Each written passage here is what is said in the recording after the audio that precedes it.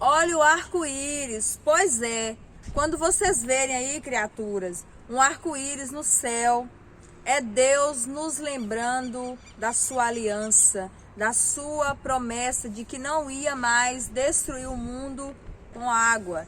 Mas o povo ali, depois do dilúvio, não acreditou muito nessa história e resolveram fazer o quê? Construir uma torre que chegasse até o céu. E aí, será que isso deu certo? Vamos ver aqui, ó, no estudo da lição dessa semana. Uma musiquinha que diz o seguinte: uma grande torre foi construída na cidade de Babel. Era muito grande, que sua altura era pra quê, gente? Era pra chegar ao céu.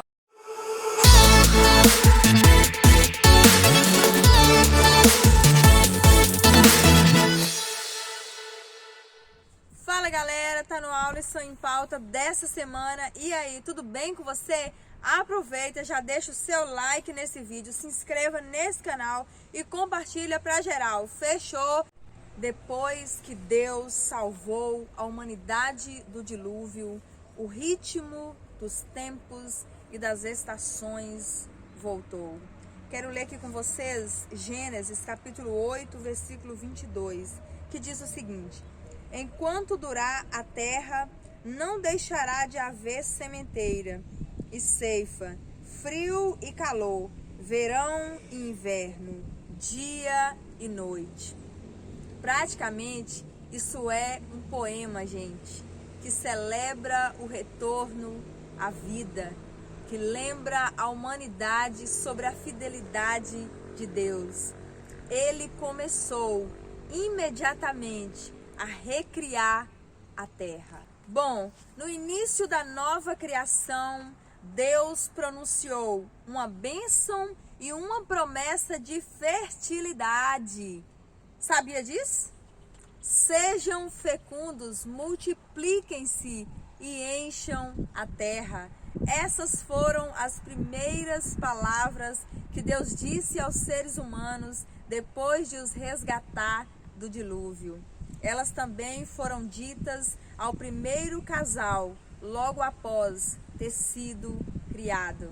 Lembra aí, né? Os seres humanos constituiriam as nações do mundo, levaria a imagem de Deus até os confins do mundo. Olha que top isso, gente.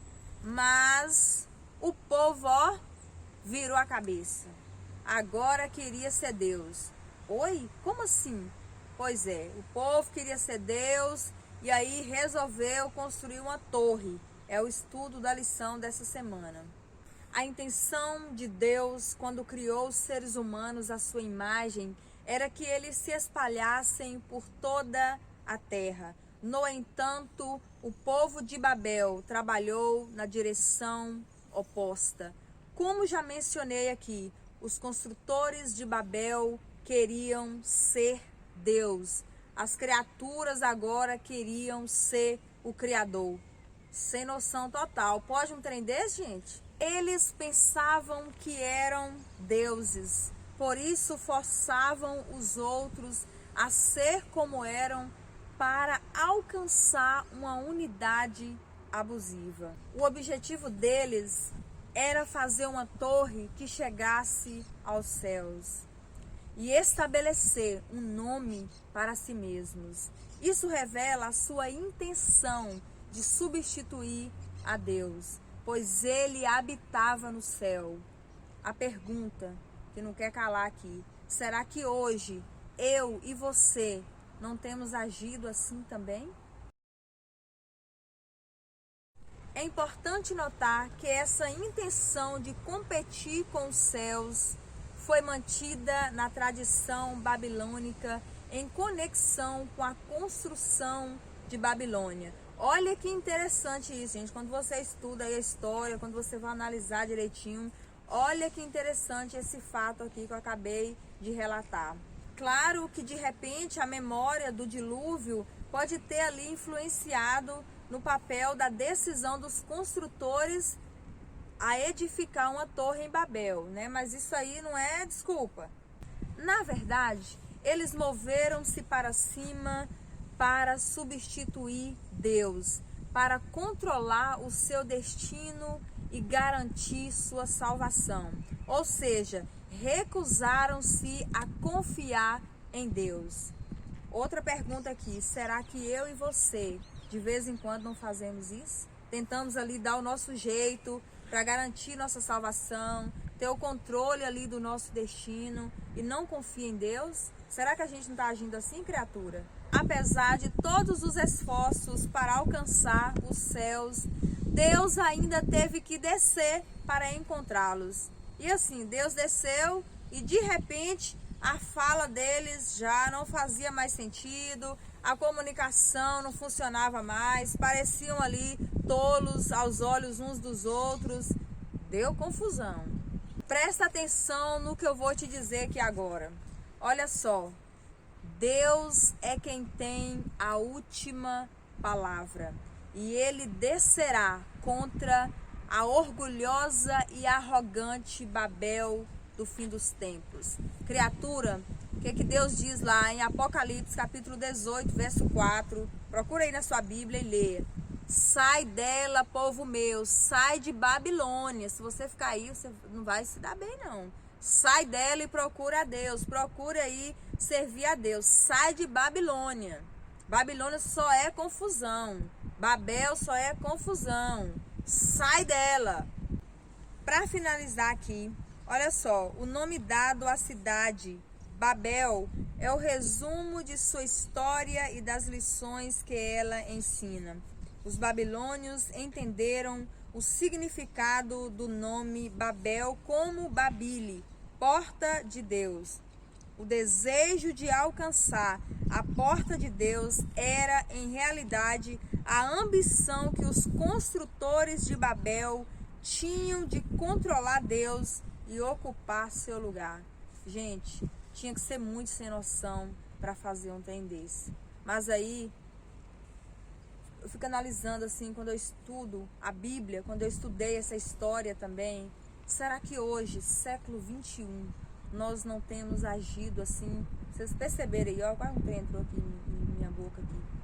Vocês perceberam aí que eu fiz várias perguntas aqui durante esse vídeo. Presta atenção na sua vida, o que tem acontecido. Será que a gente não está tentando construir uma torre de Babel na nossa vida? Mesmo que inconscientemente. E aí é que vem a pergunta aqui que eu fiz para o pastor. Olha só, pergunta: como evitar o perigo de tentar construir, mesmo que inconscientemente, nossa própria torre de Babel? De que maneira podemos fazer isso? E aí? Responde aí, pastor. Muito bem, para responder essa pergunta, nós precisamos voltar nossa memória para a história da Torre de Babel. As pessoas construíram a torre porque estavam com medo, digamos assim, de serem destruídos de novo por causa do dilúvio, e eles queriam algo que pudesse proteger eles. E aqui é importante a gente lembrar que a gente não tem como se proteger de nós mesmos. A gente pode subir ao céu, a gente pode ir para qualquer lugar, nós vamos nos acompanhar, digamos assim.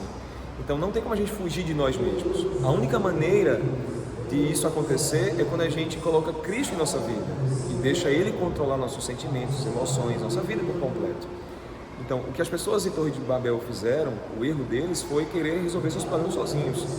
Eles tinham um problema e, em vez de buscar a Deus e se conciliar com Deus, queriam algo que os distanciasse ou que fizesse com que eles subissem ao nível de Deus, querendo tomar o rumo da própria vida. Isso é um equívoco muito grande, isso é um erro. Então, a maneira que a gente tem para resolver isso é se apegar justamente a Deus. Ao invés de caminhar sentido oposto a Deus, nós temos que caminhar sentido a Ele, com humildade, com adoração. Aí entra a leitura da Bíblia, o estudo da Bíblia, para que você tire suas próprias conclusões, para que você tenha experiência. A experiência cristã de outros nunca vai servir para vocês.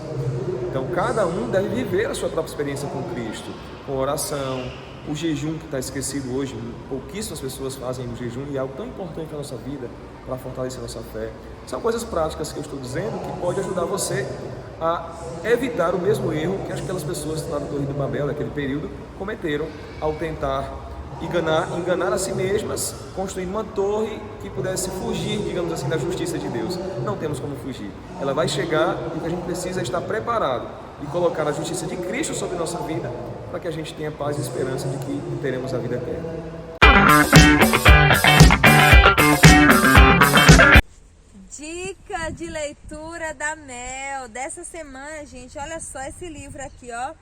Ele falou e tudo se fez. Aproveita aí, leia esse livro aqui que você vai entender ainda mais sobre o assunto aí abordado na lição da Escola Sabatina.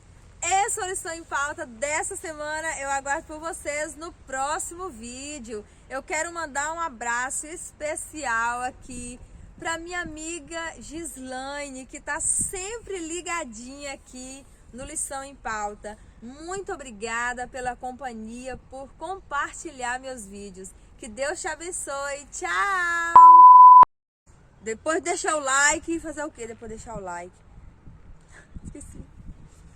Na direita aqui. Está repreendido em nome de Jesus. Os babilônios... A garganta ficou ruim aqui, gente.